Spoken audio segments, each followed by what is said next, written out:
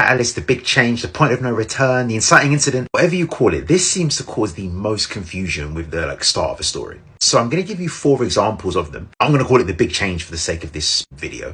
And I'm going to give you 4 examples, as I said, so you can get them right for your stories. Now, the job of the big change is to disrupt the status quo world, the world that your main character's in when we first meet them. It's a moment that says basically what was going on before can no longer continue as it has been. And it's a moment that appears somewhere within the first 20% of your story. And the first one I'm going to look at is in Clara and the Sun by Kazuo Ishiguro. And the big change in that is the moment that Clara is taken from the store and to her new home when she's bought. Status quo world was the store, she's taken from there. A complete disruption. The second is the new Superman film by James Gunn. And the big change in that is where Lex Luthor shows the entire world the message of Superman's Kryptonian parent. Prior to this moment, the status quo world, we had Superman trying to save people and whatnot, relationship with Lois, working at the newspaper. And then once this point happens, Superman's life is thrown upside down. He becomes public enemy number 1 and his status quo world is disrupted completely. Third is Star Wars and Luke Skywalker's family being killed. Again, prior to that, we have the status quo world. Luke with his family,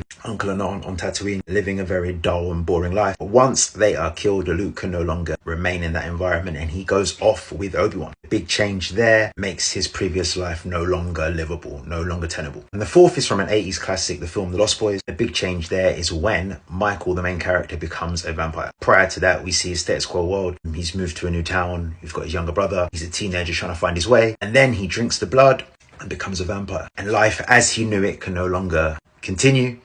And we have our big change. So there we have 4 examples of the big change. If you have any questions, pop them in the comments.